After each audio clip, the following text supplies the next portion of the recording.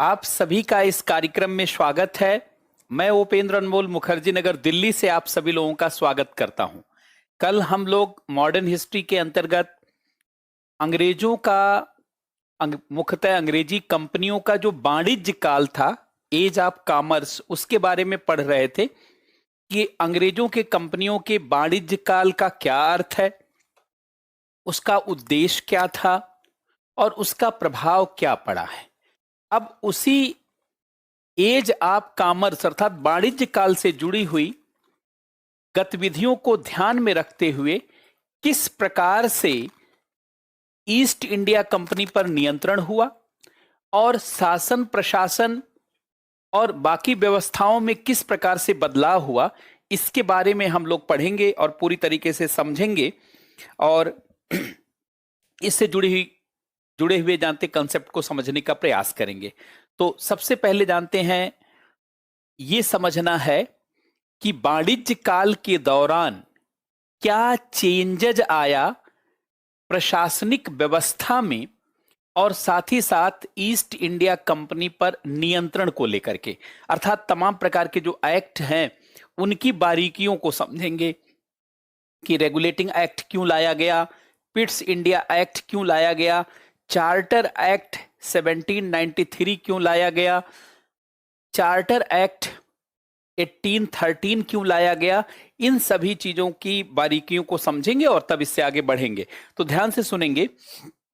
देखिए, ये जो काल है ये 1757 से 1857।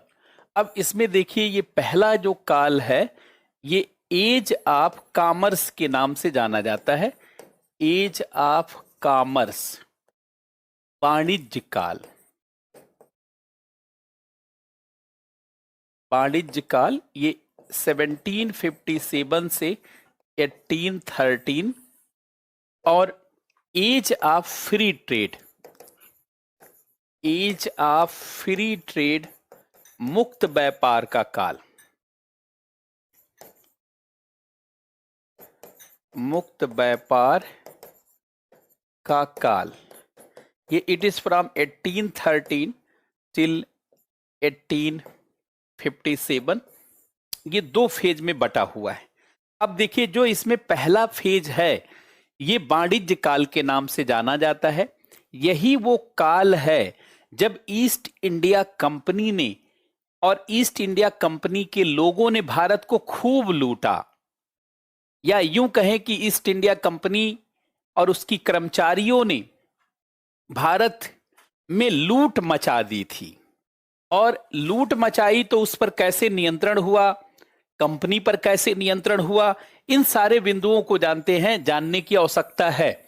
देखिए, इस काल में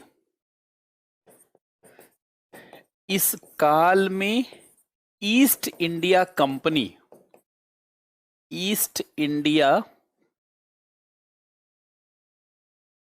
कंपनी ने भारत में लूट मचाई। मैं सीधे लिख देता हूं, भारत में लूट मचाई। और शुरुआती दौर में जो लूट मचाई उसी को नियंत्रित करने के लिए फिर रेगुलेटिंग एक्ट लाया गया, फिर पीट्स इंडिया एक्ट लाया गया, फिर चार्टर एक्ट 1793, फिर चार्टर एक्ट 1813 और फिर चार्टर एक्ट 1833 और फिर चार्टर एक्ट 1853 और ऑनवर्ड आप जानते हैं फिर एक्ट 58 आया। अर्थात देखा जाए तो इसी को नियंत्रित करने के लिए अंग्रेजों के और खासकर ईस्ट इंडिया कंपनी के इसी गतिविधि को नियंत्रित करने के क्रम में सारा प्रयास हुआ है। बात समझ रहे हैं? तो अब इसी चीज को हम लोग समझेंगे यहां पर। तो एज ऑफ कॉमर्स जरा बहुत ध्यान से सुनेंगे क्योंकि समझने वाली चीज ज्यादा है। समझने के बाद फिर चीजों को खाली नोट करना है और रिवीजन करके अपनी मेमोरी में ले जाना है। वाणिज्य काल। अब जरा ध्यान से एक एक बात ध्यान से सुनेंगे आप। पहले शुरुआती दौर 15-20 मिनट अब बहुत ध्यान से सुनिए, ताकि हर चीजों का लिंक आपको जानते हैं पता चल जाए, हर चीजों के लिंक के बारे में आपको समझ आ जाए।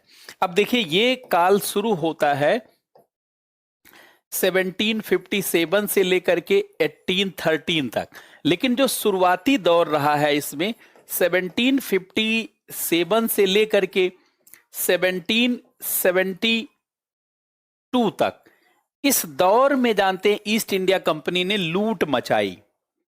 इसी दौर में जानते हैं ईस्ट इंडिया कंपनी ने बहुत ज्यादा लूट मचाई, और इसी नाते जो है इस कंपनी पर नियंत्रण शुरू किया गया। पहले ध्यान से आप सभी लोग जानते हैं, क्लास की बातों को सुनेंगे, अभी कोई प्रश्न पूछने की जरूरत नहीं। अगर आपका कोई प्रश्न हो उसको लास्ट में पूछ लेंगे, तो लास्ट में उसको हम जवाब दे देंगे। अभी आप जस्ट केवल ध्यान से सुनेंगे। अब देखिए, इस दौर में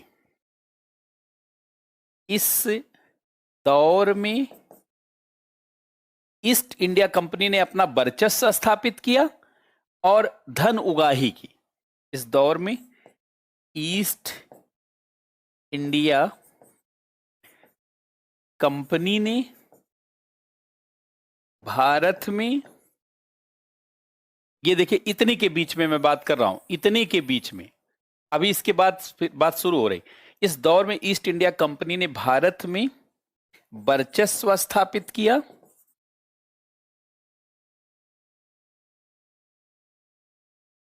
और अधिक से अधिक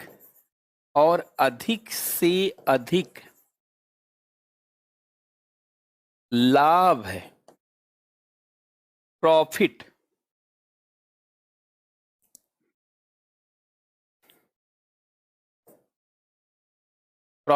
बनाया, वर्चस्व स्थापित किया और प्रॉफिट बनाया, और वैसे सीधे भाषा में कहा जाए तो लूट मचाई। सीधे भाषा में कहा जाए तो लूट मचाई इसी दौर में। अब देखिए, इन्होंने वर्चस्व कैसे स्थापित किया, तो आपने देखा था कि इन्होंने इस दौर में प्लासी का युद्ध लड़ा क्या, सेट किया। सेट करना भी एक तरीके से उनके लिए लड़ना ही था।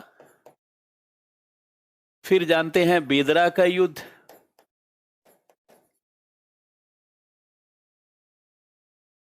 फिर बांडीवास का युद्ध,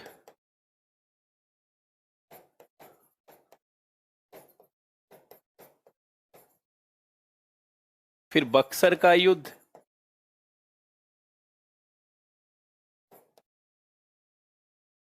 और फिर इलाहाबाद संधि।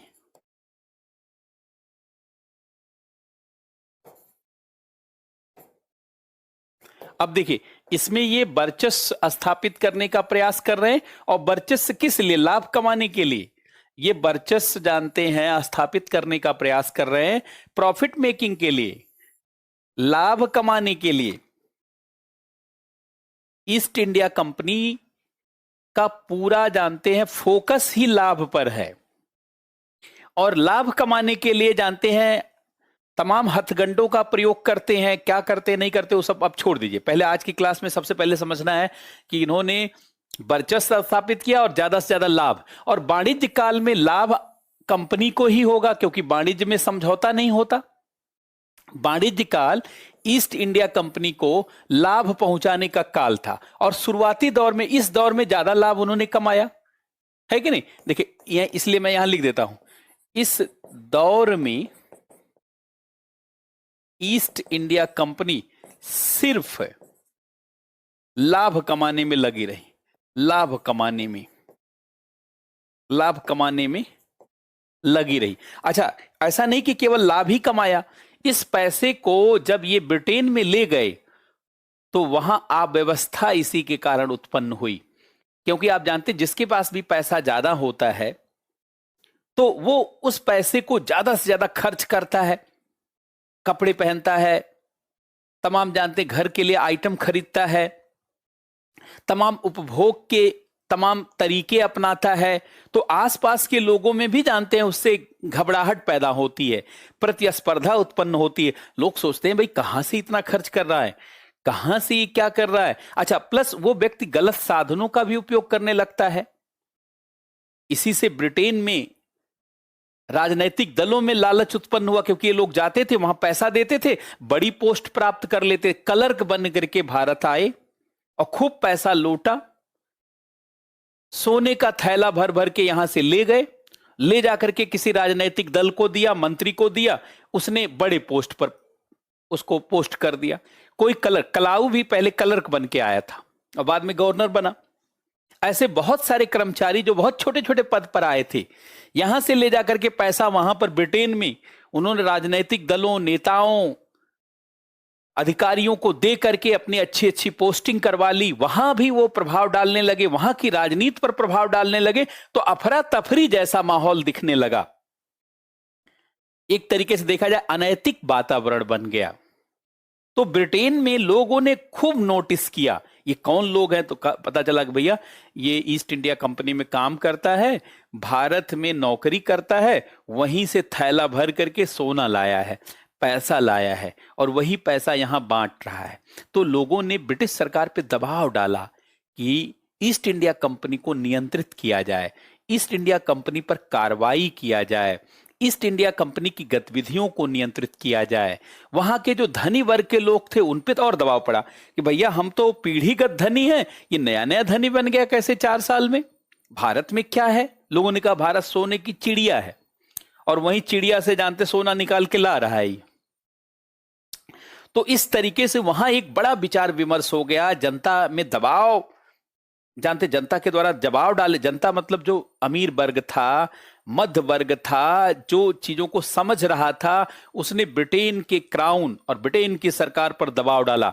और जब दबाव डाला तो पहली बार रेगुलेटिंग एक्ट बना, फिर पिट्स इंडिया एक्ट बना, फिर इस तरीके से बहुत सारे प्रयास हुए। अब देखिए इस चीज को नियंत्रित करने का क्या, अब यहां पे मैं देखिए चार्ट बना रहा हूं दोबारा इतना लिख करके, ईज ऑफ कॉमर्स,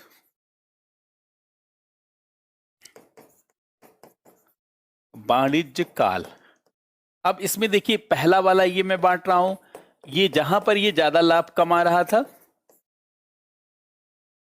और अब इसके बाद देखिए 1773 से 1813, पहले इतनी बीच में।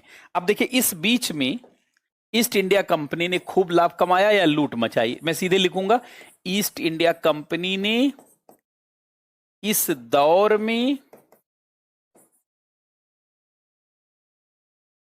बहुत लाभ प्राप्त किया, बहुत अधिक लाभ प्राप्त किया, लूट मचाई, ये दोनों लिखेंगे। बहुत अधिक लाभ प्राप्त किया और लूट मचाई, अनैतिक साधनों का उपयोग शुरू किया, लूट मचाई। अब ये लिखने से आपके दिमाग में जानते हैं ये चीज पिंच करेगा, ऐसे शब्दों का प्रयोग इसीलिए करना है। अब देखिए अब ईस्ट इंडिया कंपनी के ऊपर नियंत्रण की यही शुरुआत हो रही है। अब चूंकि बहुत अधिक लाभ प्राप्त किया और लूट मचाई, तो अब ईस्ट इंडिया कंपनी पर नियंत्रण, ईस्ट इंडिया कंपनी पर नियंत्रण की शुरुआत हुई और उसके लिए कानूनी प्रावधान किए गए, और इसके लिए कानूनी प्रावधान बनाए गए, कानूनी प्रावधान बनाए गए। अब क्या क्या बनाया गया अभी लिखता हूं, पहले इतना लिख लीजिए। हाँ ये 1773 है, गलती से ये लिख गया है।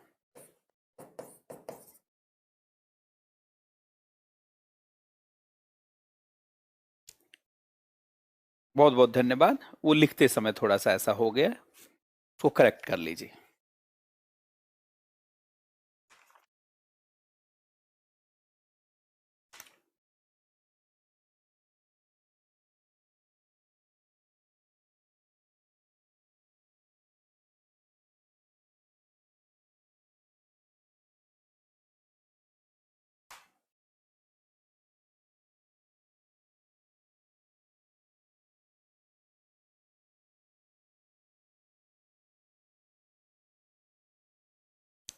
अब देखिए कैसे नियंत्रण किया गया। ईस्ट इंडिया कंपनी पर नियंत्रण का, ईस्ट इंडिया कंपनी पर नियंत्रण का प्रयास। अब इसके लिए देखिए regulating act,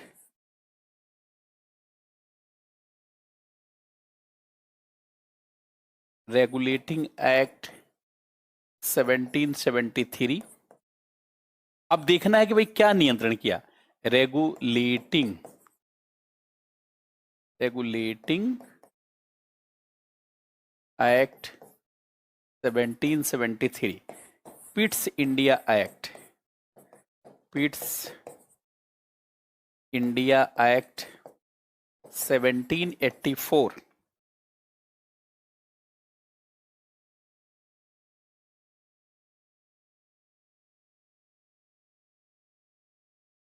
act 1784, charter act,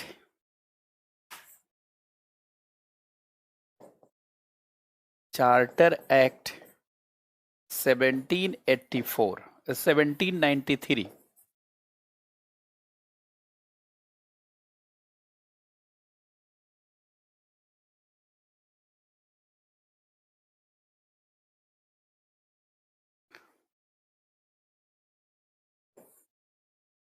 और चार्टर एक्ट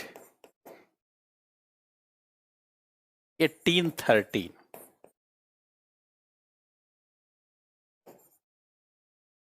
चार्टर एक्ट 1813। उससे आगे और बढ़ेंगे तो चार्टर एक्ट,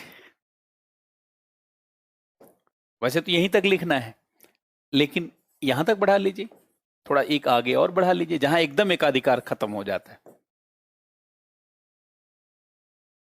1833,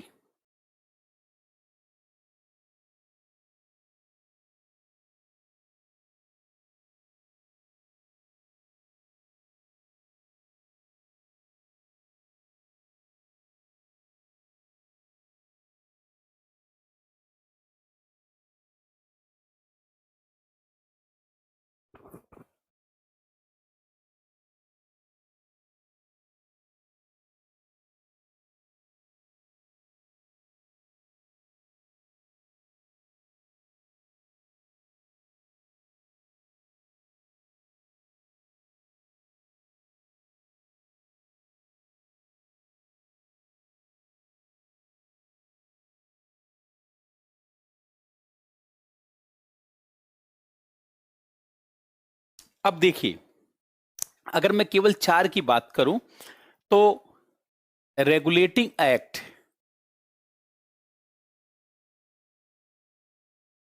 रेगुलेटिंग एक्ट 1773 से चार्टर एक्ट 1813 तक, जहां तक वाणिज्य काल है वहां तक लेके चलें तो आप देखिए कंपनी पर नियंत्रण शुरू होता है, कंपनी पर नियंत्रण की शुरुआत यहां पर होती है और यहां कंपनी का एकाधिकार समाप्त कर दिया जाता है।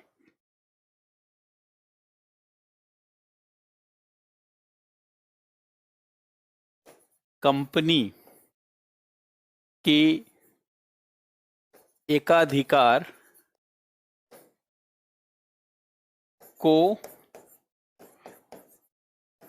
समाप्त कर दिया गया, खाली चाय और चीन को छोड़ करके,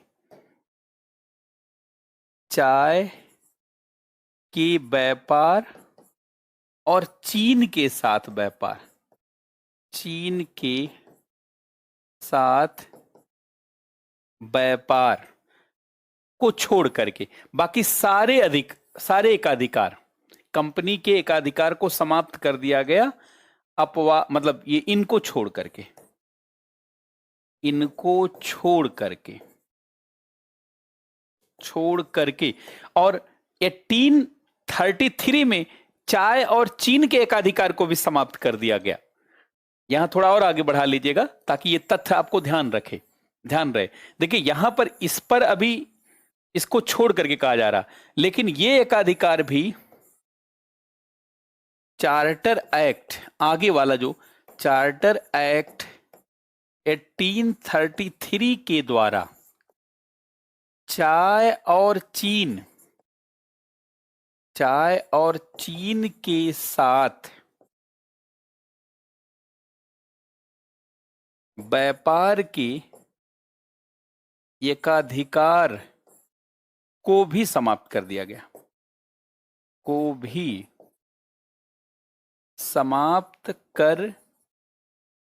दिया गया, चार्टर एक्ट 1833 के द्वारा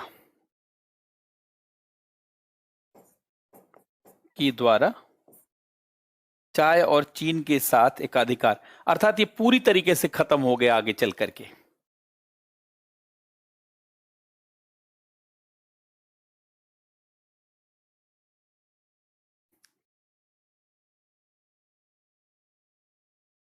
जरा देखने का प्रयास करेंगे।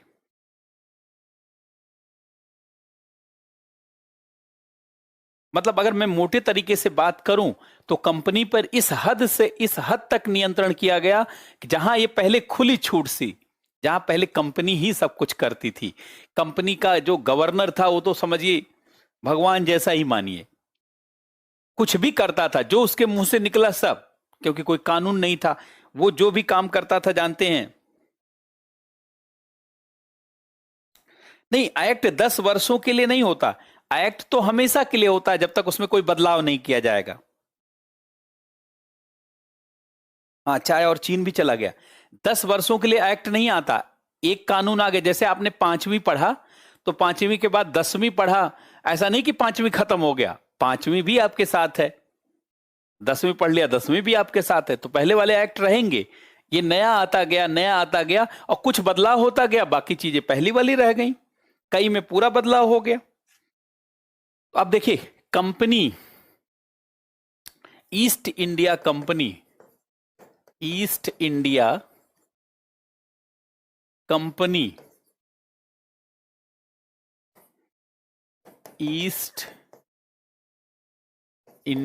कंपनी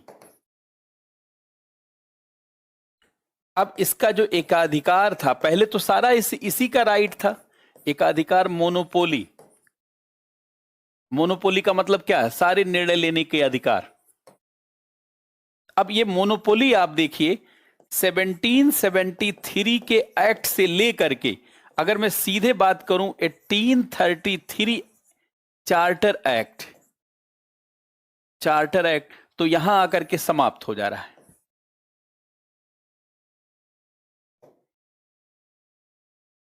कंपनी का सारा एकाधिकार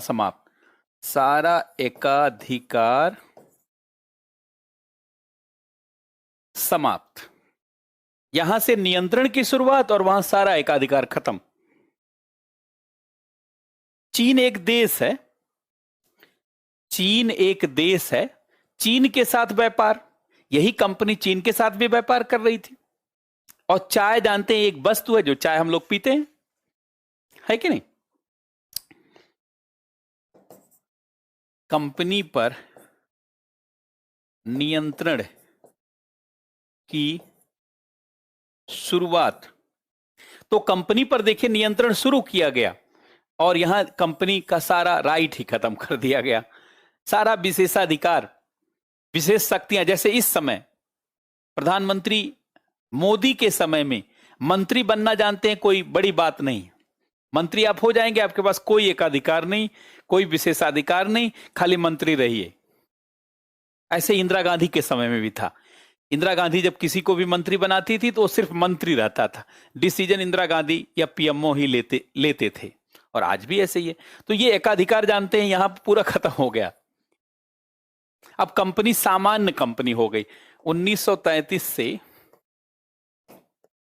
1833 से ईस्ट इंडिया कंपनी सामान्य कंपनी हो गई, ईस्ट इंडिया कंपनी एक सामान्य कंपनी हो गई। अभी इस सिलसिलेवार मैं एक एक पॉइंट पर चर्चा करूंगा।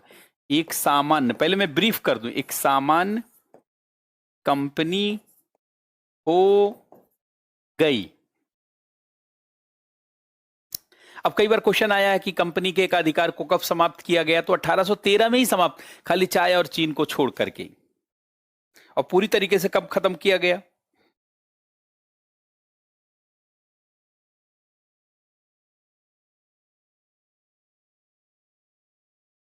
हाँ बिल्कुल।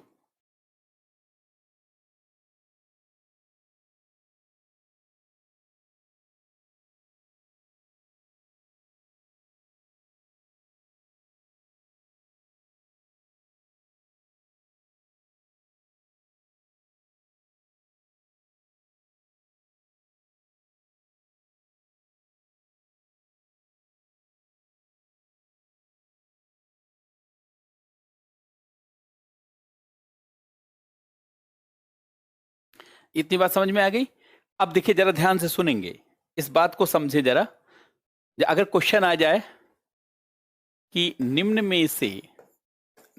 में से किसके द्वारा कंपनी के एकाधिकार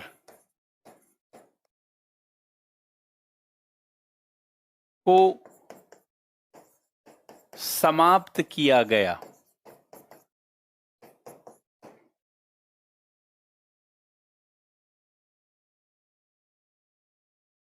charter act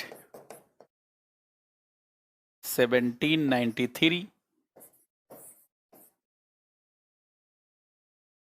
charter act 1813,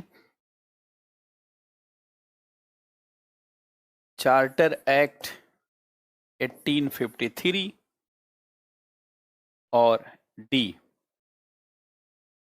none, किसी के द्वारा नहीं। तो ऐसे में आप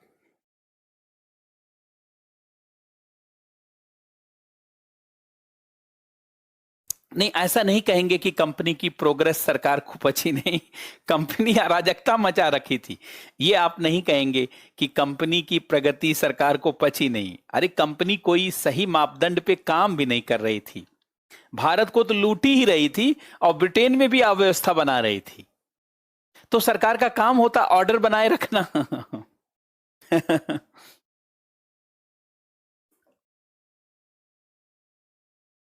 अब देखिए, एकाधिकार इसी से खत्म हुआ। हां, पूरी तरीके से एकाधिकार, अगर क्वेश्चन आ जाए कि पूरी तरीके से, अगर क्वेश्चन आ जाए कि पूरी तरीके से मोनोपोली, तो पूरी तरीके से एकाधिकार 1833 का चार्टर एक्ट द्वारा। बात समझ रहे हैं? अब इसमें क्यों डी लगा रहे हैं? कई लोग इस क्वेश्चन में भी डी लगा रहे हैं। ऐसे नहीं करना है। अब देखिए, ध्यान से सुनेंगे। अब एक चीज और आपको समझा दें, तब आगे बढ़ते हैं और तब एक एक करके पढ़ाते हैं। एक बार चीजों को और समझेंगे।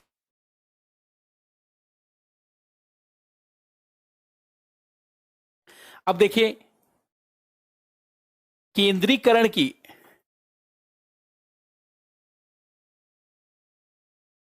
कंपनी में केंद्रीकरण की प्रवृत्ति, केंद्रीकरण की प्रवृत्ति अगर आप देखिए, जरा ध्यान दें, कंपनी में, जी,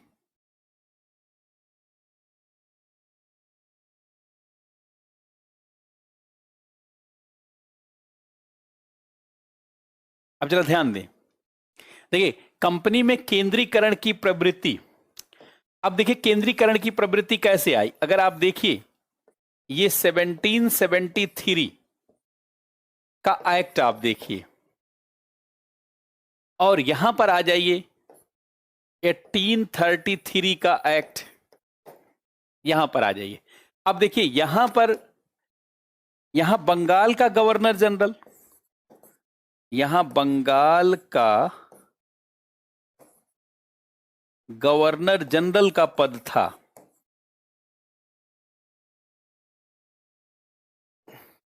इसको देखिए, भारत का गवर्नर जनरल बना दिया गया, भारत का गवर्नर जनरल। और आप लोग जिस सेवा की तैयारी कर रहे हैं, इसी दौर में सारी चीजों की इसी दौर में जानते सारी चीजें हुई हैं। अब देखिए, केंद्रीकरण खाली यहां पर बंगाल के गवर्नर से भारत के गवर्नर जनरल तक नहीं, ये वारन हेस्टिंग था और वो लॉर्ड विलियम बेंटिंग, ये जानते हैं वारन हेस्टिंग पहला बंगाल का गवर्नर जनरल था, वारन हेस्टिंग्स। और ये जो है Lord William Bentinck, Lord William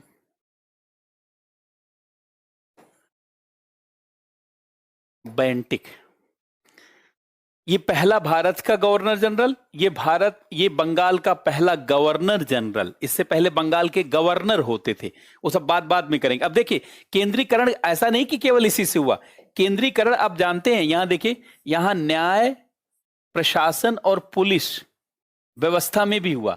न्याय, सुप्रीम कोर्ट की स्थापना, प्रशासन, आईसीएस का पद, आईपीएस का पद, इन सब के माध्यम से अब देखिए नियंत्रण हो रहा है। ये प्रशासन भी इस तरीके से बट रहा है, न्याय, प्रशासन, पुलिस, सबका जानते केंद्रीकरण हो रहा है।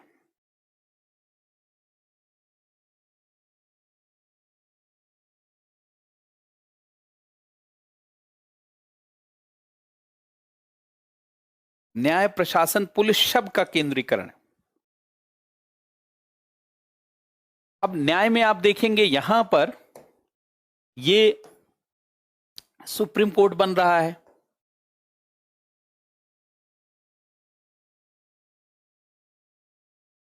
सुप्रीम कोर्ट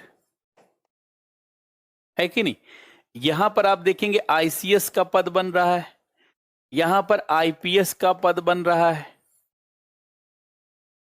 ये केंद्रीकरण को दर्शा रहा है, अर्थात सारी व्यवस्था को एक जगह ले जाने की कोशिश हो रही है, सारी व्यवस्था को एक जगह ले जाकर के उसको फिर ब्रिटेन से हैंडल कर लेना, सारी व्यवस्था को एक जगह ले जाकर के, यहां मैं लिख देता हूं,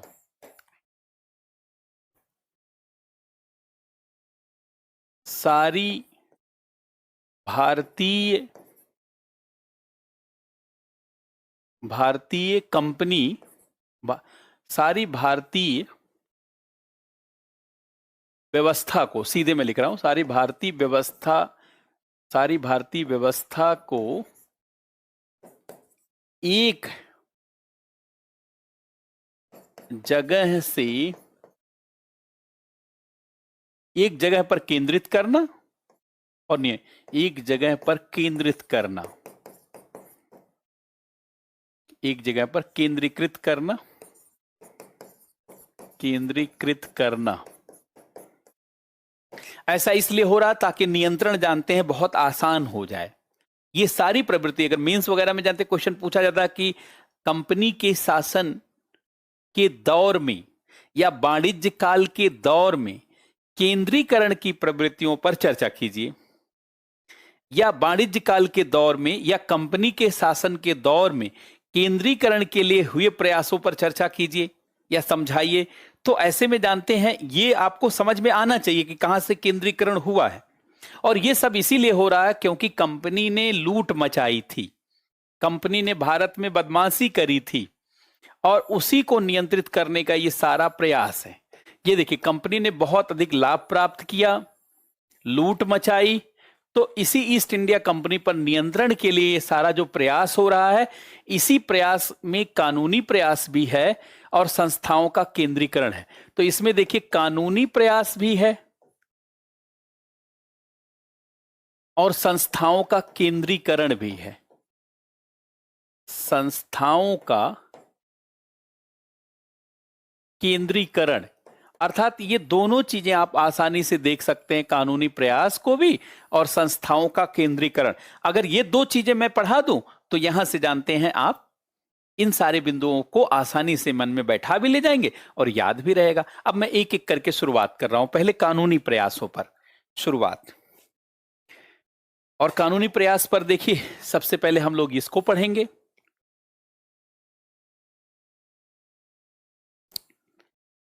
The Regulating Act of 1773. The Regulating Act of 1773 opened a new chapter in the constitutional history of the company. Previously, the home government in England considered of court of directors and the court of proprietors. The court of directors were elected annually and practically managed the affairs of the company. In India, each of the three presidencies was independent and responsible only to the home government. The government of the presidency was conducted by a governor and a council. अब देखिए क्या क्या change हुआ और किस तरीके से change किया गया, इन सारे पहलुओं को मैं यहां से आपको समझाऊंगा ताकि आप जान लें कि भैया क्या क्या हुआ। तो पहला हेडिंग डालेंगे रेगुलेटिंग एक्ट, जैसे मैं लिखूंगा वैसे लिखिएगा ताकि आपको याद रहे, आपकी भाषा में होना चाहिए। देखिए ज्ञान जानते हैं, होना ज्ञान जो है डाइजेस्टेड होना चाहिए और अपने शब्दों में होना चाहिए। वही ज्ञान टिकाऊ होता है जो आपकी समझ के अनुसार होता है, जिसको आप महसूस करते हैं। और मैं चाहता हूं कि आप चीजों को महसूस करें ताकि मैं जो यहां पे पढ़ाऊं और आप एनसीईआरटी पढ़ें, सब मिला जुला करके आप एक ऐसी क्षमता की तरफ बढ़ें और पुराने क्वेश्चन पेपर को देखते हुए, जिससे आप जानते हैं हर चीज को ना केवल क्वेश्चन सॉल्व करें बल्कि क्वेश्चन को महसूस करते हुए सॉल्व करें ताकि गलतियां ना हो। जानते हैं कोई मिस्टेक ना हो, सिली मिस्टेक ना हो। आप जानते हैं लोग इसलिए नहीं असफल होते कि उन्हें क्वेश्चन नहीं आता है, बल्कि लोग इसीलिए असफल होते हैं कि उन्हें क्वेश्चन आता है लेकिन सिली मिस्टेक हो जाती है। आता है और थोड़ा सा नहीं आता है और वहीं से कंफ्यूजन की शुरुआत। और आईएएस में, यूपीएससी में जो प्रश्न आता है, सारे ऑप्शन लगते हैं कि अच्छा ये भी सही है, ये भी सही है, ये भी सही है, ये भी सही, सब क्लोज ऑप्शन दिए जाते हैं ताकि आपको कंफ्यूज, जहां आप कंफ्यूज हो सकते हैं ना वहीं पे क्वेश्चन ही पूछा जाता है। और इसी नाते क्रिस्टल क्लियर होना चाहिए, अर्थात दिमाग में जानते सारी चीजें। तो अब देखिए क्या है ये, मैं बहुत ही रेगुलेटिंग एक्ट 1773। अब इसको जरा ध्यान से देखें। अब ईस्ट इंडिया कंपनी के गतिविधियों पर नियंत्रित करने वाला ब्रिटेन का पहला संसदीय कानून है। ईस्ट इंडिया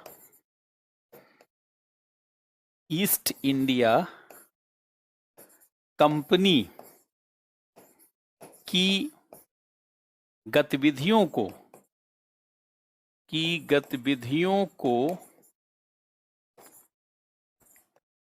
नियंत्रित करने वाला पहला ब्रिटिश संसदीय कानून, पहला ब्रिटिश संसदीय कानून। पहले तो इतना लिख लीजिए कि यह ब्रिटिश के संसद द्वारा, ब्रिटेन की संसद के द्वारा कंपनी के गतिविधियों को नियंत्रित करने वाला पहला कानून है।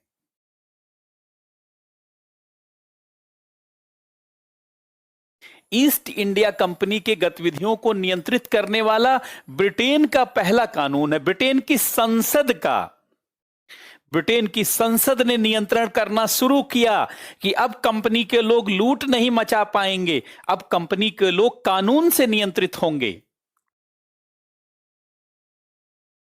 इस एक्ट के माध्यम से ईस्ट इंडिया कंपनी की गतिविधियों को ब्रिटिश सरकार की निगरानी में लाया गया। लिख लीजिएगा, इस एक्ट के माध्यम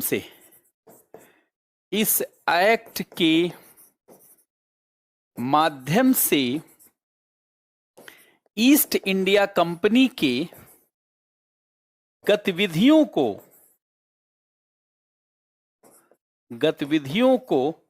ब्रिटिश सरकार एवं ब्रिटिश कानून के दायरे में लाया गया।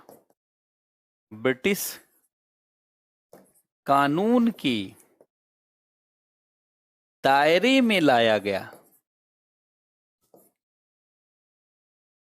ब्रिटिश सरकार और ब्रिटिश कानून के दायरे में लाया गया।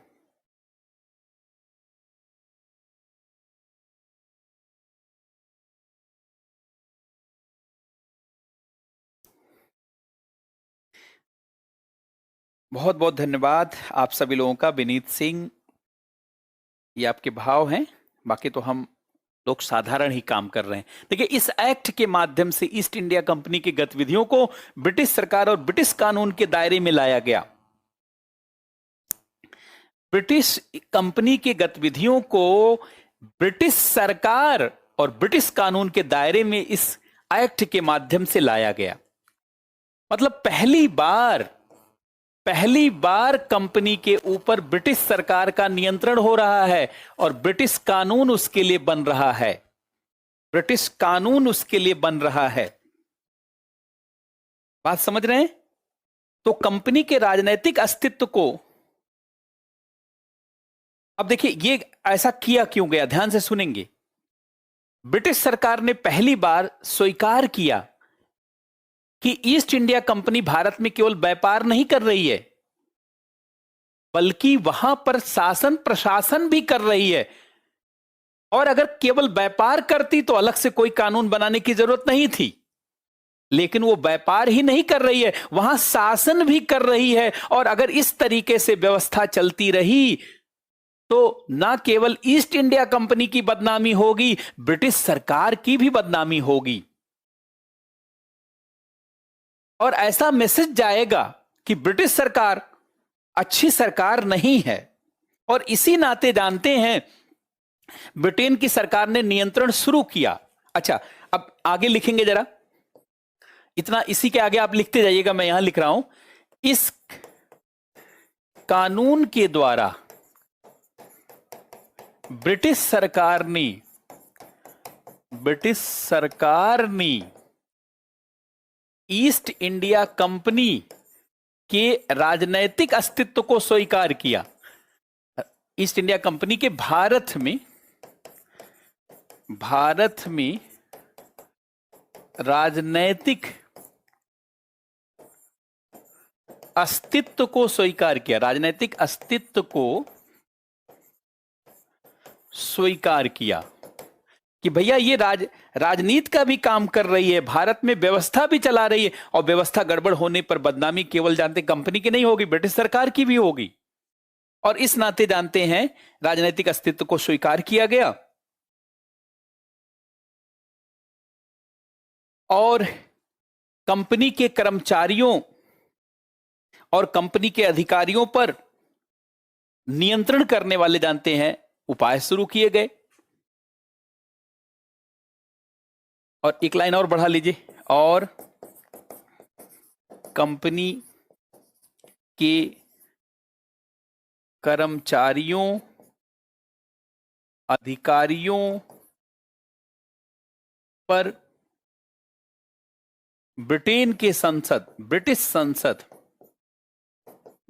संसद एवं सरकार की नियंत्रण की शुरुआत हुई। ब्रिटिश संसद एवं सरकार के नियंत्रण की शुरुआत हुई।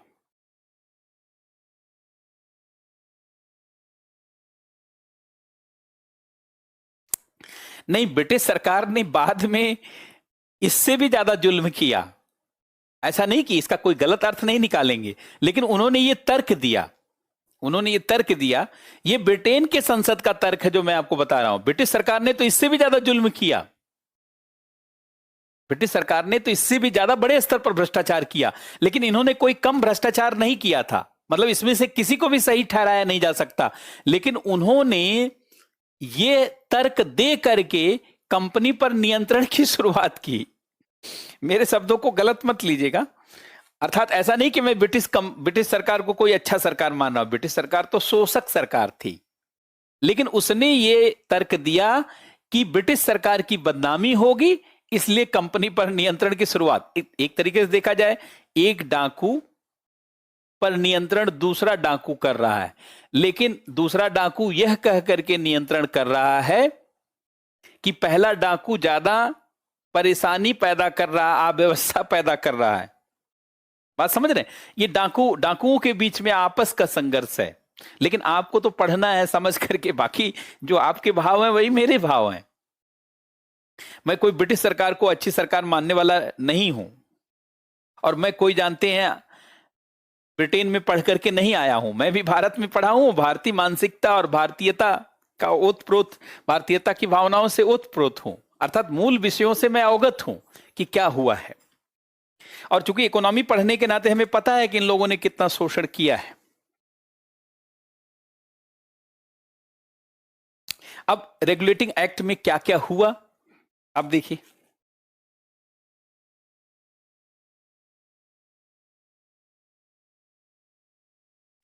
अब देखिए मैं आप लोगों की भावनाओं से अवगत हूं। रेगुलेटिंग एक्ट में क्या क्या किया गया, जरा इसको भी लिखिए। अब क्या क्या किया गया, देखिए रेगुलेटिंग एक्ट में क्या क्या किया गया, आपके शब्दों में मैं लिखवा रहा हूं ताकि आपको याद रहे।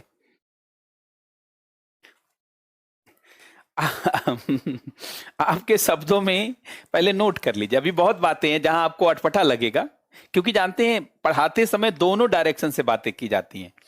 ये आईएएस की तैयारी या सिविल सेवा की तैयारी में सकारात्मक भी और नकारात्मक दोनों पक्षों को ध्यान में रखा जाता है। और अभी तो जब मेंस की शुरुआत होगी तो आप देखेंगे बोलने का ढंग, जैसे चीन के साथ और पाकिस्तान के साथ हमारे संबंध खराब हैं। खराब ही नहीं है, बल्कि चीन पाकिस्तान हमारा शत्रु है, लेकिन लिखते समय ऐसे नहीं कहा जाता। आप मेंस में लिखते समय ये नहीं कहेंगे पाकिस्तान और चीन भारत का शत्रु है, आप कहेंगे चीन और पाकिस्तान के साथ हमारे संबंध उतने अच्छे दौर में नहीं हैं, काफी चुनौतियां हैं और सहयोग के कम बिंदु हैं, ऐसे बोला जाता है। मॉडरेट शब्दों का प्रयोग किया जाता है, क्योंकि ब्यूरोक्रेट अगर गुस्से में आ जाएगा तब तो सेना और ब्यूरोक्रेट्स में अंतर क्या रह जाएगा। सेना के लोग मरने मारने के लिए और ब्यूरोक्रेट्स डिसीजन लेने के लिए होता है।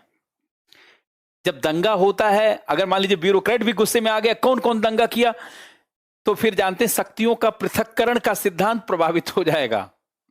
आपको सिर्फ केस रजिस्टर करना है, दंड देने का काम न्यायालय का है। इसीलिए तो अधिकारी बनने का जानते हैं जो दौर है, ये रूपांतरण का दौर है। आपके अंदर रूपांतरण होगा, आप अपनी सीमा पहचानेंगे कि कितना आपकी सीमा है, कितनी आपकी सीमा नहीं है। बात समझ रहे हैं? इसीलिए सब सारी चीजों को सीखिए कि क्या करना, कैसे करना। बाकी मनुष्य स्वभाव से जैसा होता है, आप भी हैं, बहुत सारे लोग हैं, हम सभी लोग हैं, लेकिन क्या क्या चीजें रोक करके बोलना है, क्या क्या चीज कहना है, क्या क्या नहीं कहना है।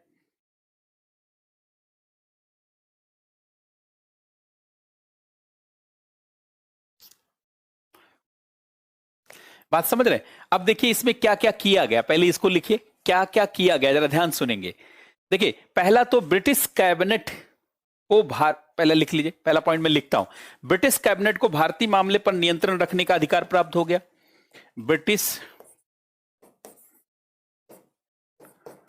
संसद एवं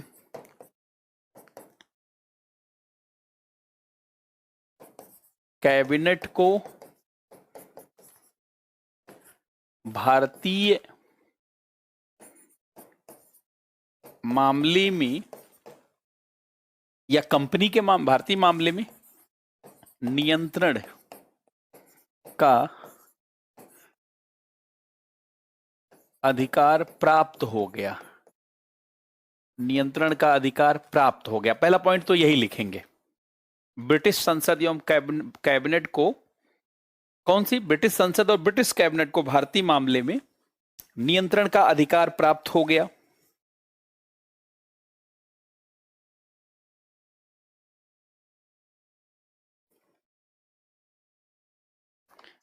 लिखेंगे। दूसरा, बंगाल के गवर्नर, ताकि नियंत्रण हो इसलिए एक गवर्नर के अंदर बाकी गवर्नर को लाया गया। नहीं तो पहले बंगाल का गवर्नर, बॉम्बे का गवर्नर और बंबई का गवर्नर, मद्रास का गवर्नर सब अलग थे। लेकिन अब बंगाल के गवर्नर को बंगाल का गवर्नर जनरल बना दिया गया। बंगाल के गवर्नर के पद को बंगाल के गवर्नर जनरल के पद में बदल दिया गया। बंगाल के गवर्नर जनरल के पद में बदल दिया गया, ऐसे लिखेंगे। देखिए, बंगाल के गवर्नर का जो पद था बंगाल का गवर्नर जनरल हो गया। आप कहेंगे इससे क्या अंतर हुआ? इससे बहुत अंतर हो गया। बंगाल का गवर्नर सिर्फ बंगाल का गवर्नर था और बंगाल का गवर्नर जनरल बंगाल का भी था, बंबई का भी था, मद्रास का भी था। और इसी के अंदर, और देखिए इतना लिखा और इसी में आप आगे लिखेगा, लेकिन मैं यहां से लिख रहा हूं। अब बंगाल के, यहां से लिखते, बंगाल के गवर्नर जनरल के अंतर्गत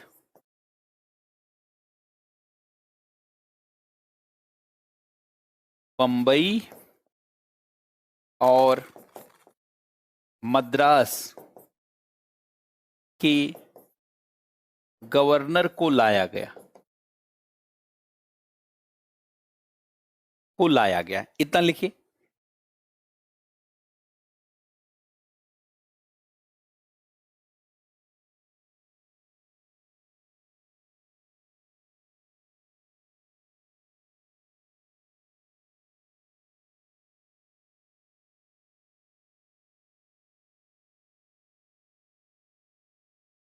और गवर्नर जनरल को भी स्वतंत्र नहीं छोड़ा गया। अब देखिए, गवर्नर जनरल के अंदर इन दोनों को लाया गया और साथ ही गवर्नर जनरल को भी खुला नहीं छोड़ा गया, उसके लिए काउंसिल बनाई गई। अब देखिए, बंगाल का एक, बल्कि तीसरा पॉइंट कर लीजिएगा, बंगाल का गवर्नर जनरल अब यह भी स्वतंत्र अकेले नहीं, इसकी सलाह के लिए गवर्नर जनरल काउंसिल, बंगाल का गवर्नर जनरल इसकी सलाह एवं निर्णय के लिए, सलाह एवं निर्णय के लिए 4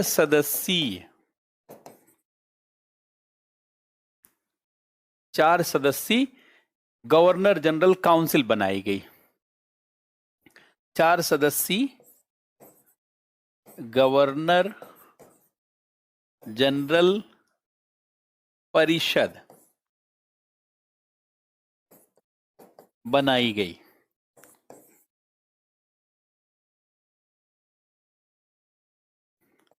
गवर्नर जनरल काउंसिल बनाई गई। इसके सलाह एवं निर्णय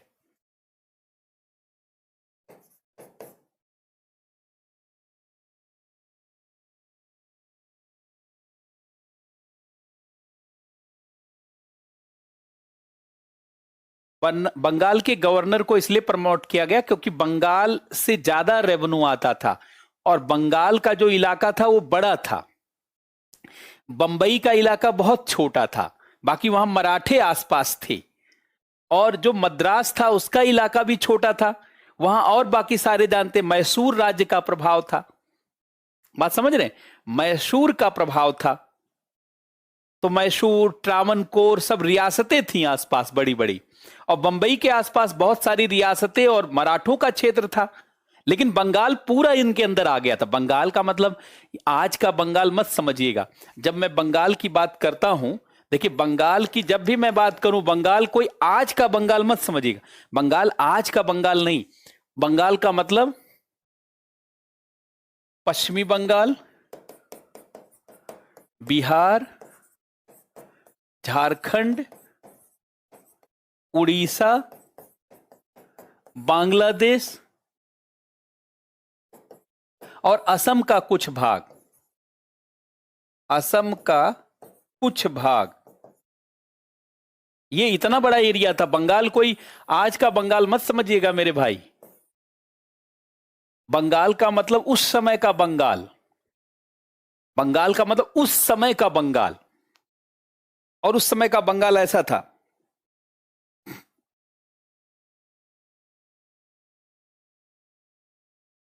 बात समझ रहे? बंगाल बहुत बड़ा इलाका था।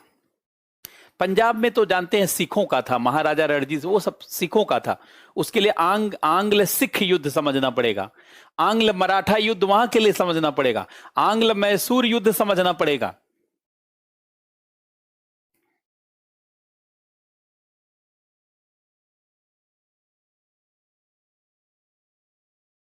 बंगाल बहुत बड़ा। अगर आपको नहीं समझ में आ रहा तो मैं थोड़ा बना देता हूँ, फिगर बना देता हूँ, उससे अंदाजा हो जाएगा।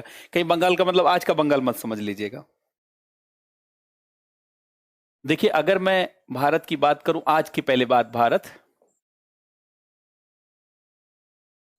एक मुन्ना सा भारत, छोटा सा क्यूट सा भारत, तो ऐसे भी बड़ा क्यूट लगता है, अपना देश है।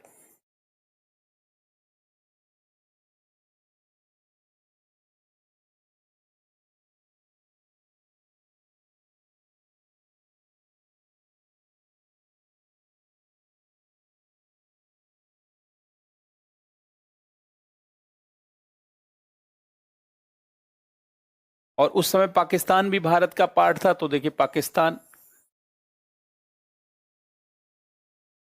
और ये देखिए बांग्लादेश, है कि नहीं?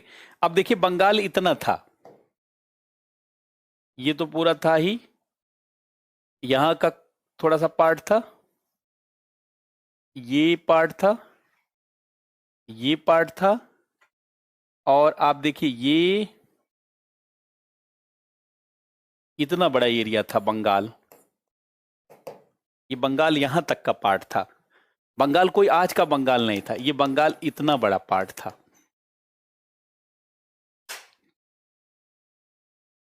और ये देखिए, मद्रास केवल इतना बड़ा पार्ट था उस समय। मद्रास इतना बड़ा क्योंकि इधर तो बाकी इलाका था, बाकी लोगों का इलाका। ये मद्रास इतना छोटा था। मद्रास कोई बड़ा नहीं वो लोग बना पाए थे, मद्रास यही था। और बंबई जानते हैं, ये इसी के आसपास का इलाका था। बाकी यहां मराठों का था और था सब। ये मुंबई एक, मुंबई और आसपास का थोड़ा सा एरिया बस इनके पास था, बाकी सब अलग था। यहां बंबई प्रांत की बात नहीं हो रही।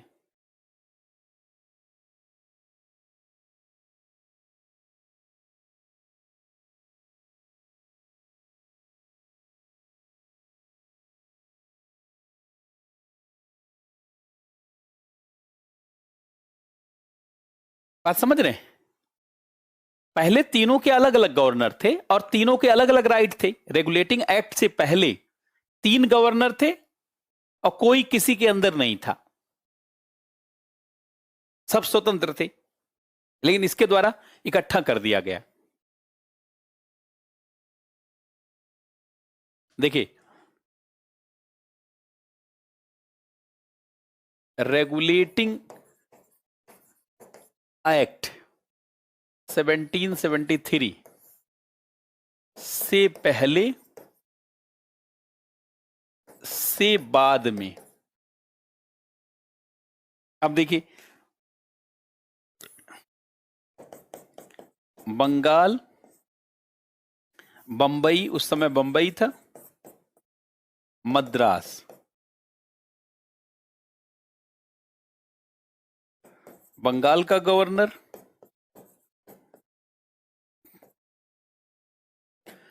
बंबई का गवर्नर,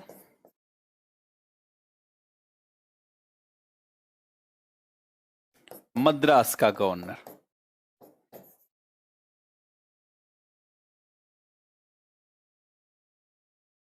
तीन गवर्नर थे और तीनों स्वतंत्र थे, कोई किसी के अंदर नहीं था।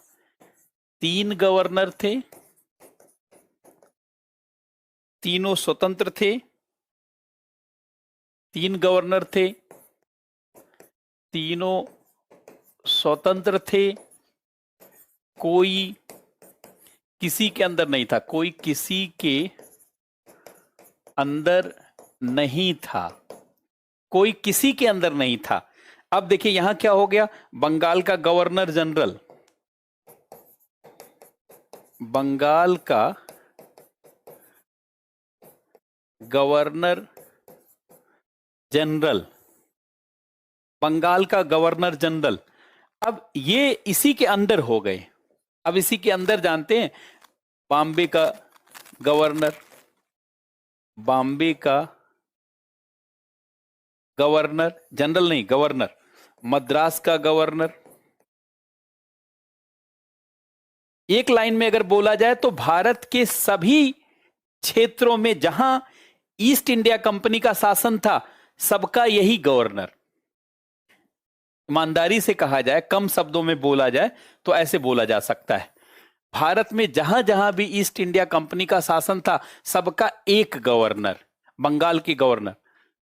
भारत में जहां जहां भी ईस्ट इंडिया कंपनी का शासन था, सबका एक गवर्नर, सबका एक गवर्नर, यही बंगाल का गवर्नर जनरल, सबका एक गवर्नर, यही बंगाल का गवर्नर जनरल। और बाद में इसी का नाम भारत का गवर्नर जनरल कर दिया गया। कब? जब लॉर्ड विलियम बेंटिक भारत का गवर्नर जनरल बना। तो यही बंगाल का गवर्नर जानते हैं, फिर भारत का गवर्नर जनरल, और वहीं पे रहा, वहीं कोलकाता में ही रहा। पहले कोलकाता कोई बड़ा शहर नहीं, कोलकाता गांव था। बंबई तो बहुत पहले से शहर था, लेकिन कोलकाता गांव था। 3 गांवों को मिलाकर के कोलकाता विकसित हुआ है, सब बाद में चर्चा कर लेंगे। तो ये रेगुलेटिंग एक्ट से देखिए गवर्नर, इस तरीके से गवर्नर पर प्रभाव पड़ा। अब इसी जानते एक्ट के द्वारा सुप्रीम कोर्ट की स्थापना हुई बंगाल में 1774 में।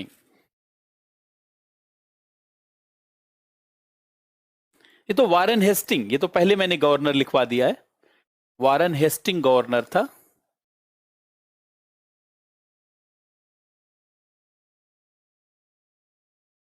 ये पीछे लिखवा दिया, देखिए ये देखिए वारेन हेस्टिंग बना गवर्नर जनरल, और यहां लॉर्ड विलियम बेंटिक बना। ये पीछे वाले नोट्स में देखेंगे तो सब मिलेगा, हाँ सारे संपूर्ण गवर्नर।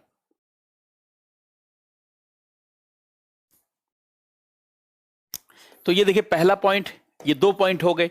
पहला पॉइंट हो गया कि ब्रिटिश संसद एवं कैबिनेट को भारतीय मामले में नियंत्रण का अधिकार इस एक्ट के द्वारा हो गया, और बंगाल के गवर्नर के पद को बंगाल के गवर्नर जनरल के पद में बदल दिया गया, और इसी के अंदर इन दोनों गवर्नर को लाया गया। तो 2 पॉइंट हो गया। और तीसरा पॉइंट हो गया कि बंगाल के गवर्नर जनरल की सलाह और निर्णय के लिए 4 सदस्यीय गवर्नर जनरल काउंसिल बनाई गई। ये तीसरा पॉइंट हो गया। अर्थात अब गवर्नर जनरल भी अपने से नियंत्रण नहीं ले सकता, ये 4 लोगों के सलाह और बहुमत के आधार पर निर्णय लेगा। मतलब गवर्नर जनरल का पद बनाया गया, लेकिन नियंत्रण देखिए ब्रिटेन की तरफ जा रहा है, ब्रिटेन की तरफ जा रहा है। बात समझ रहे हैं? अब चौथा पॉइंट, अब देखिए चौथा पॉइंट ध्यान से सुनेंगे। जो ब्रिटेन के संसद में कानून बनाया गया, रेगुलेटिंग एक्ट, उसके द्वारा भारत में नियंत्रण होगा, और उस नियंत्रण में अगर उसमें कोई आपको फॉल्ट दिखता है तो एक सुप्रीम कोर्ट की स्थापना। तो मैं पहले लिख रहा हूं 1773 के रेगुलेटिंग एक्ट के द्वारा, एक्ट के द्वारा 1774 में बंगाल में सुप्रीम कोर्ट की स्थापना की गई। ऐसे लिखिए, बंगाल में सुप्रीम कोर्ट की स्थापना की गई। बंगाल में सुप्रीम कोर्ट की स्थापना की गई, जिसमें एक मुख्य न्यायाधीश और 3 अन्य न्यायाधीश।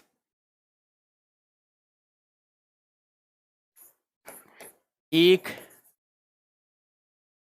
मुख्य न्यायाधीश और 3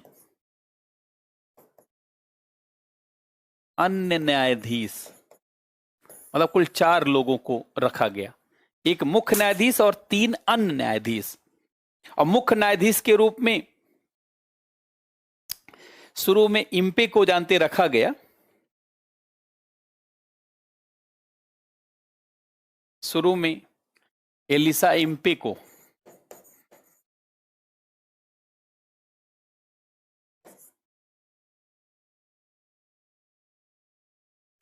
मुख्य न्यायाधीश बनाया गया।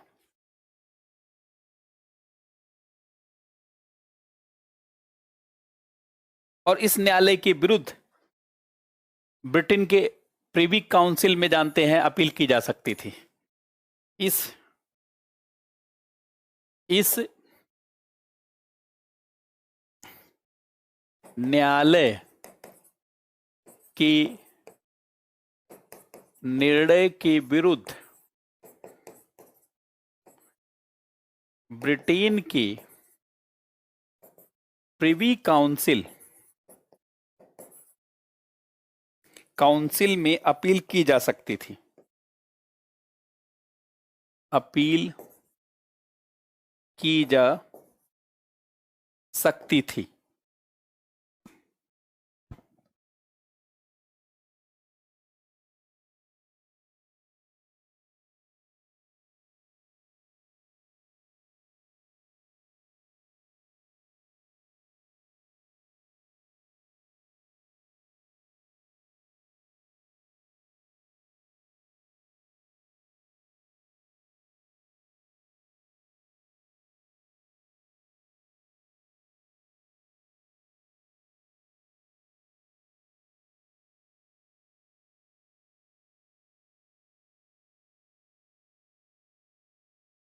तो एक तरीके से देखा जाए तो उन्होंने कानून बनाया और कानून के सही गलत के मामले में निर्णय लेने का अधिकार यहां सुप्रीम कोर्ट को दिया गया। यह भी जानते हुआ। इसके अलावा कोर्ट ऑफ डायरेक्टरेट्स का प्रोविजन पहले से था, उसको और टाइट किया गया। पहले इतने ही पॉइंट को लिखिएगा, वो पिट्स इंडिया एक्ट के साथ मैं उसको रिवाइज करके बता दूंगा ताकि जुड़ जाए। और 4 जानने की जरूरत नहीं है, ऐसे तो जानते बहुत फैक्ट। देखिए फैक्ट पर ज्यादा जोर मत दीजिए, मुख्य फैक्ट, केवल कंसेप्ट पर जोर देना है। बाकी जहां जरूरी रहेगा मैं स्वयं लिखूंगा। अब देखिए स्पेशल नोट, अब रेगुलेटिंग एक्ट में जो कमियां थी उनको सुधारने के लिए एक संशोधन भी लाया गया था ब्रिटेन की संसद में। देखिए रेगुलेटिंग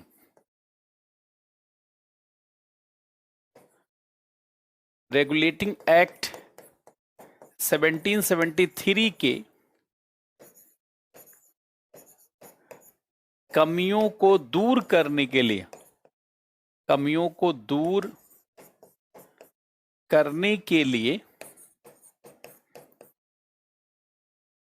1781 में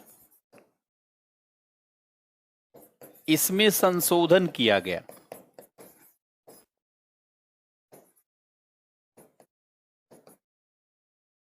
इसमें संशोधन किया गया।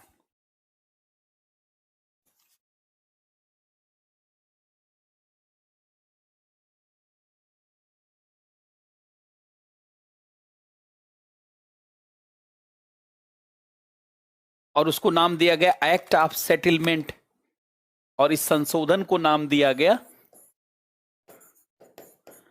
Act of settlement 1781। Act of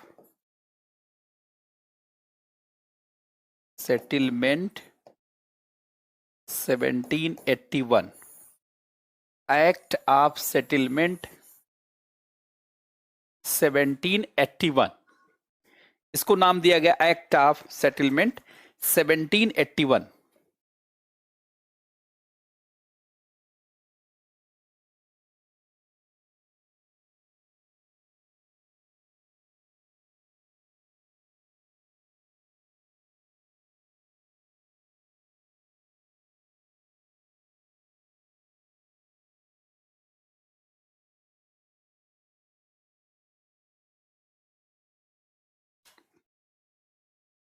लेकिन जानते हैं इसमें भी कमियां थी। इसमें कमियां क्या थी कि इसमें रेगुलेटिंग एक्ट में कंपनी के शासन और व्यापारिक दृष्टिकोण को अलग नहीं किया गया था। रेगुलेटिंग एक्ट में वही गवर्नर जनरल प्रशासन का भी काम देख रहा था और व्यवसाय का भी काम देख रहा था, जिसके नाते अभी भी भ्रष्टाचार था। अब देखिए कमियां क्या थी, रेगुलेटिंग एक्ट में कमी क्या थी।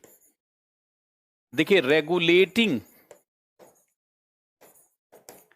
एक्ट 1773 में मूल कमी क्या थी? मूल कमी क्या थी? मूल कमी भैया ये थी कि बंगाल का गवर्नर जनरल ही शासन, प्रशासन, राजस्व और व्यापार सारे मुद्दों को देख रहा था। अर्थात बंगाल का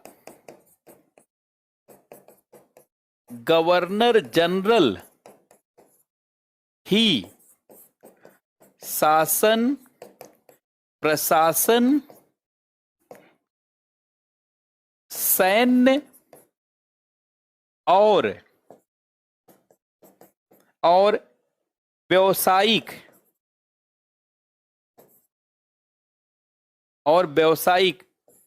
सोचिए, शासन, प्रशासन और सैन्य मामला भी और व्यावसायिक सभी मामले देख रहा था। सभी मामले देख रहा था, जिसके नाते अभी भी भ्रष्टाचार की संभावना बनी हुई थी। भ्रष्टाचार कम तो हुआ, लेकिन भ्रष्टाचार इस नाते, यहां लिखेंगे इस नाते भ्रष्टाचार की समस्या बनी हुई थी। समस्या बनी हुई थी। कम तो हुआ लेकिन बहुत कम नहीं हुई थी, बनी हुई थी। और वारेन हेस्टिंग पर ही जानते हैं, वारेन हेस्टिंग पर ही भ्रष्टाचार का मामला बना। और आप सभी को पता है जब यहां से वो रिजाइन करके गया, उसके ऊपर महाभियोग चलाया गया।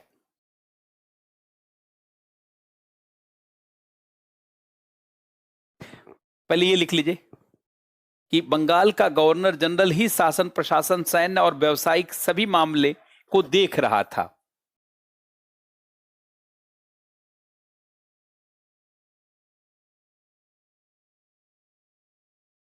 और नंबर 2 कमी क्या थी कि बंगाल के गवर्नर जनरल को एकाधिकार बहुत था, तो तमाम नियम और कानून स्वयं से बना देता था। हर नियम कानून जानते हैं नहीं डिफाइंड था, इसीलिए पिट्स इंडिया एक्ट लाया गया, उसमें सब अलग किया गया। बंगाल के गवर्नर जनरल को बहुत एकाधिकार था। बंगाल के गवर्नर जनरल और ईस्ट इंडिया कंपनी को बहुत अधिक विशेषाधिकार था। बहुत अधिक विशेषाधिकार या एकाधिकार, जो भी लिखना चाहे, विशेषाधिकार था। मतलब ये स्वयं तमाम कानून बनाने का अधिकार रखता था। अर्थात स्वयं कानून बनाने का अधिकार रखता था। स्वयं कानून नियम का अधिकार रखता था। स्वविवेकी शक्तियां थी। स्वयं कानून नियम का अधिकार रखता था और यहीं से गड़बड़ी हो रही थी, इसीलिए पिट्स इंडिया एक्ट की जरूरत हुई।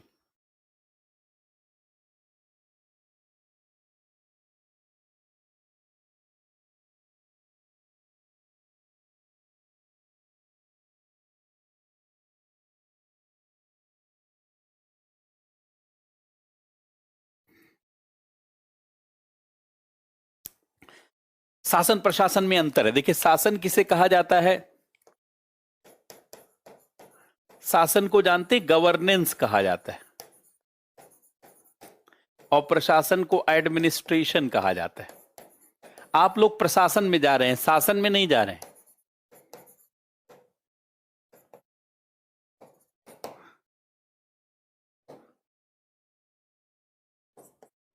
सरकार की द्वारा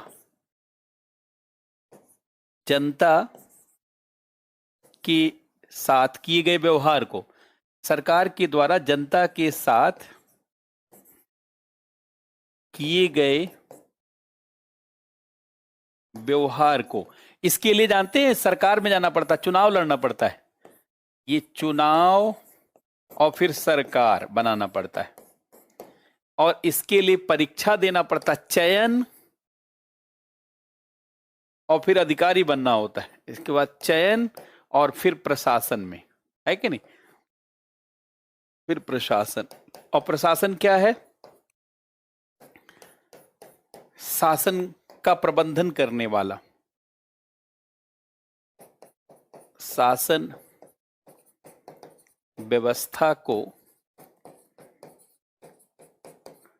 चलाने वाला। इसके अंतर्गत नियम कानून बनाए जाते हैं, नियम कानून बनाए जाते हैं, और इसके अंतर्गत नियम कानून को लागू किया जाता है। इसके अंतर्गत नियम कानून को लागू किया जाता है, नियम कानून को लागू किया जाता है। इसके अंतर्गत नियम कानून बनाए जाते हैं, संसद विधानसभाएं काम करती हैं, और यहां पूरा ब्यूरोक्रेसी है। ये इलेक्शन से, ये सिलेक्शन से, यहां आप लोग हैं, आप लोग यहीं पे हैं, सिलेक्शन, ये सिलेक्शन है, और ये इलेक्शन। अभी यूपी में जैसे आपने देखा 5 राज्यों में इलेक्शन हुआ था। अब देखिए, पिट्स इंडिया एक्ट को लाना पड़ा ताकि ये सारी समस्याओं को दूर किया जा सके। अब देखिए, पिट्स इंडिया एक्ट, दूसरा एक्ट आ गया, पिट्स इंडिया एक्ट। अब जो कमियां हैं उसको इससे दूर किया जाएगा। पिट्स इंडिया एक्ट, ये बहुत बेहतरीन एक्ट है, और सबसे अच्छा एक्ट देखा जाए शुरुआत में। इस मामले पर ब्रिटेन की सरकार गिर गई थी, प्रधानमंत्री पिट्स थे उस समय। पिट्स इंडिया एक्ट, पैसे की ताकत होती है कि वो सुधार करना चाह रहे थे, सुधार हो ही नहीं पा रहा था। सोचिए पैसे की कितनी ताकत है, यहां से लूट करके ईस्ट इंडिया कंपनी के लोगों ने ले जाकर के वहां दे दिया, तो सांसद सब उन्हीं की तरफ हो गए, और पिट्स उस समय प्रधानमंत्री थे, वो अपना ही प्रस्ताव पास नहीं करवा पा रहे थे। पैसे से खरीदा जा सकता है लोगों को, पहली बार लोगों ने देखा, पैसे से सब खरीदा जा सकता है। पिट्स इंडिया एक्ट के दौरान ब्रिटेन के संसद में सब देखा गया कि सोचिए, जिसकी सरकार है, जो प्रधानमंत्री है, वही नहीं प्रस्ताव को पारित करवा पा रहा है, कानून बनवा पा रहा है। सब बिक गया, सांसद बिक गया, पार्टी के लोग बिक गए, वो सारा इसके माध्यम से देख लेंगे क्या हुआ हरेंद्र, है कि नहीं? अब देखिए, पिट्स इंडिया एक्ट, ध्यान से सुनेंगे। अब देखिए, सबसे पहले जो इसमें सबसे महत्वपूर्ण बिंदु है जो मैं आपसे चर्चा करना चाहता हूं, कि पहले गवर्नरों के द्वारा, शासकों के द्वारा व्यक्तिगत निर्णय लिए जाते थे, व्यक्तिगत कानून। इसी के बाद फिक्स हो गया कि सब लिखित चीज होगी और ब्रिटेन के संसद के द्वारा बनाई जाएगी। ध्यान से सुनेंगे कि विगत शासकों के व्यक्तिगत नियमों के स्थान पर ब्रिटिश भारत में लिखित नियम शुरू होंगे। पहले गवर्नर जनरल और अन्य बड़े अधिकारियों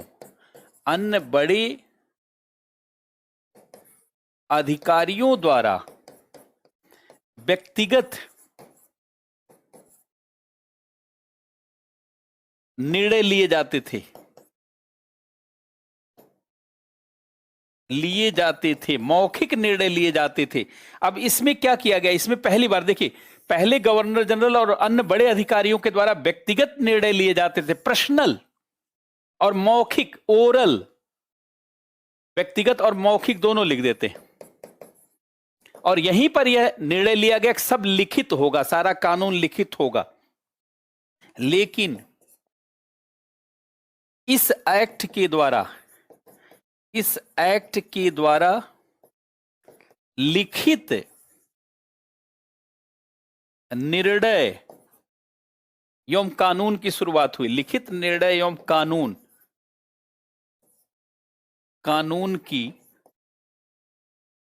शुरुआत हुई कि हर चीज लिखित रहेगी, कोई विशेषाधिकार नहीं, लिखित विधि विधान होगा, लिखित विधियों और नियमों से शासन प्रशासन चलेगा। मैं ब्रीफ कर देता हूं। लिखित विधियों, कानूनों, लिखित विधियों, बल्कि कानून ऐसे लिखित विधियों, कानूनों से भारत में शासन प्रशासन चलेगा। देखिए कितनी बड़ी बात हुई। लिखित विधियों और कानूनों से भारत में शासन प्रशासन चलेगा। मौखिक और व्यक्तिगत निर्णय से अब कुछ नहीं होगा, किसी की जागीर नहीं होगा भारत। ब्रिटेन अपना जागीर बनाएगा। मैं ब्रिटेन की बड़ाई नहीं कर रहा हूं, लेकिन ब्रिटेन अपना जागीर बनाएगा, वो निर्णय लेगा। तो लिखित विधियों, कानूनों से भारत में शासन प्रशासन चलेगा, यह निर्धारित किया गया। और इन लिखित विधियों, नियमों, कानूनों को न्यायालय में आप जानते हैं ले जा सकते हैं, न्यायालय में इसके लिए पक्ष रख सकते हैं, ये सब व्यवस्था बनाई गई। लेकिन पहले एक एक पॉइंट लिखे। पहले गवर्नर जनरल और अन्य बड़े अधिकारियों द्वारा व्यक्तिगत मौखिक निर्णय लिए, लेकिन इस एक्ट के द्वारा लिखित निर्णय एवं कानून की शुरुआत हुई।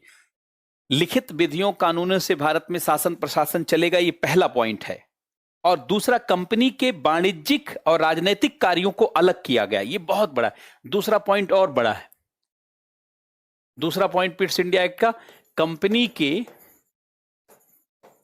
वाणिज्यिक, कॉमर्शियल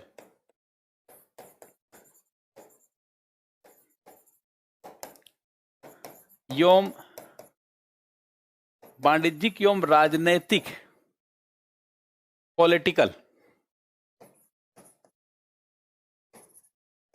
पॉलिटिकल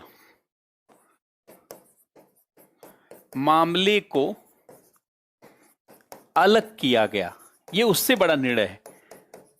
अब देखिए, कंपनी का घालमेल नहीं होगा। जब एक ही लोग पॉलिटिकल मामला भी देखेंगे और कॉमर्शियल भी देखेंगे तो उधर से लाभ कमा लेंगे। पॉलिटिकल मामला देखने वाला अलग, कॉमर्शियल मामला देखने वाला अलग होना चाहिए। तो देखिए, कंपनी के वाणिज्यिक और राजनीतिक मामले को अलग किया गया। एक तरीके से देखा जाए, ड्यूअल गवर्नमेंट यहां बन रहा है। अब देखिए, इन दोनों मामले को अलग, ड्यूअल गवर्नमेंट बन रहा है, दोहरा, ड्यूअल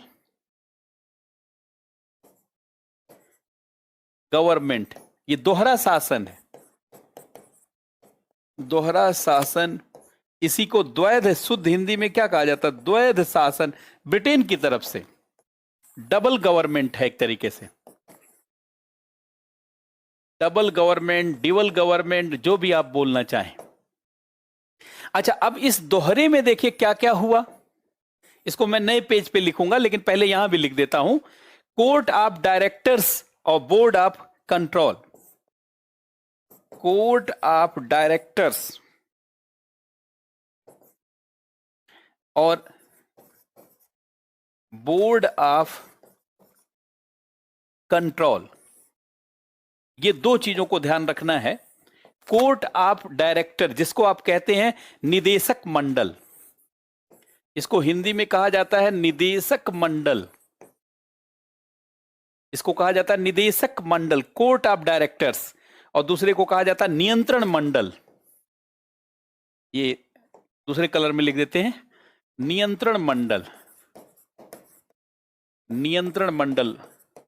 बोर्ड ऑफ कंट्रोल, देखिए बोर्ड ऑफ कंट्रोल नियंत्रण मंडल और कोर्ट ऑफ डायरेक्टर निदेशक मंडल।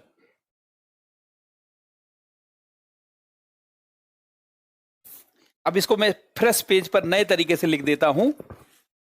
अब देखिए कॉमर्शियल जो फंक्शन होगा वो अलग 6 लोग देखेंगे और ये अलग। अब देखिए ये इसको ऐसे कर दिया गया, डिवल गवर्नमेंट,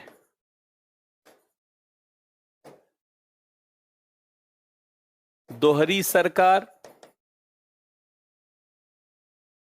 कोर्ट ऑफ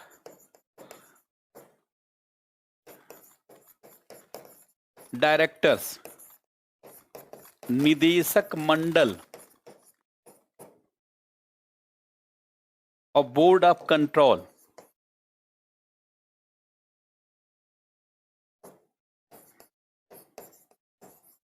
नियंत्रण मंडल।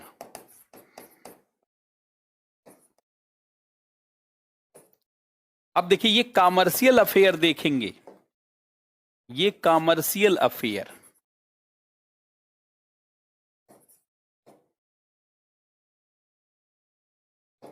ये वाणिज्यिक मामला देखेंगे, वाणिज्यिक मामला, ये वाणिज्यिक मामला देखेंगे। और ये पॉलिटिकल अफेयर्स जैसे शासन प्रशासन न्याय ये सब ये देखेंगे। पॉलिटिकल अफेयर्स राजनैतिक मामला,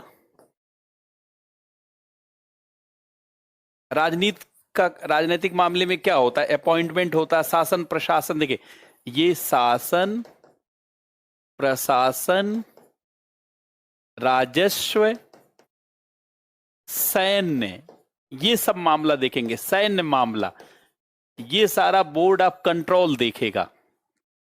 और वाणिज्यिक मामला, हाँ दोहरा शासन भी लिख सकते हैं, दोहरी सरकार दोहरा शासन, शासन भी लिख सकते हैं।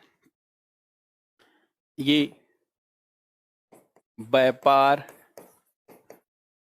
वाणिज्य का मामला।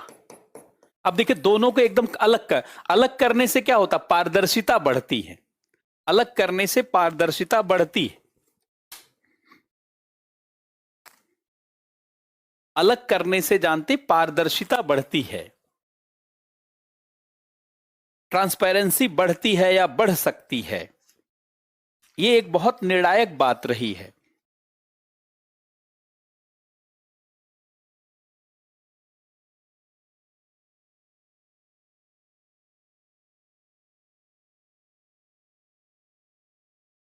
अब जरा ध्यान सुनेंगे, इससे जानते हैं पारदर्शिता की संभावनाएं बढ़ी। यहां नीचे लिख देते हैं, इस बदलाव से, इस बदलाव से पारदर्शिता की संभावना बढ़ी और कंपनी पर नियंत्रण बढ़ा। और ईस्ट इंडिया कंपनी पर नियंत्रण, ये स्वयं से लिख लीजिएगा, और ईस्ट इंडिया कंपनी पर नियंत्रण बढ़ा, और ईस्ट इंडिया कंपनी पर नियंत्रण बढ़ा।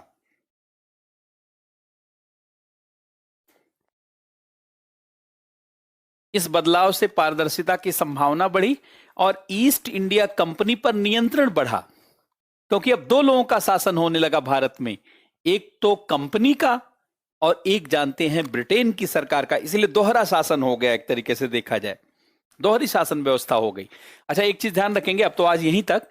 कल सुबह मॉर्निंग में आपकी क्लास रहेगी, कल मॉर्निंग में 8 AM पर आपकी क्लास रहेगी, 8:30 बजे आपकी क्लास रहेगी। कल 8:30 बजे भूलना नहीं। पहली बार मैं इस बैच का पहली बार सुबह 8 बजे क्लास ले रहा हूं, क्योंकि कल शाम में मैं नहीं रहूंगा। इस नाते जो है ये 8 बजे कल क्लास रहेगी सुबह, तो इसलिए आप सभी को सुबह क्लास लेना होगा। कोई इसमें मना नहीं करेगा, क्योंकि अगर किसी के पास टाइम नहीं है तो वो रिकॉर्डेड क्लास भी देख सकता है। तो कल सुबह जानते हैं 8:30 बजे क्लास होगी, और इस क्लास में हम लोग इससे आगे बढ़ेंगे।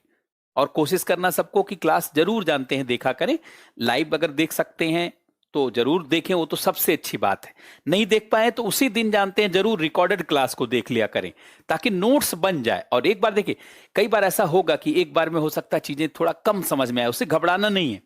जैसे दोबारा तिबारा 3-4 बार जैसे रिवीजन करेंगे, चीजें साफ दिखने लगेंगी। और जैसे जैसे साफ दिखने लगेंगी, जानते हैं आपकी सोच और समझ का विस्तार होगा।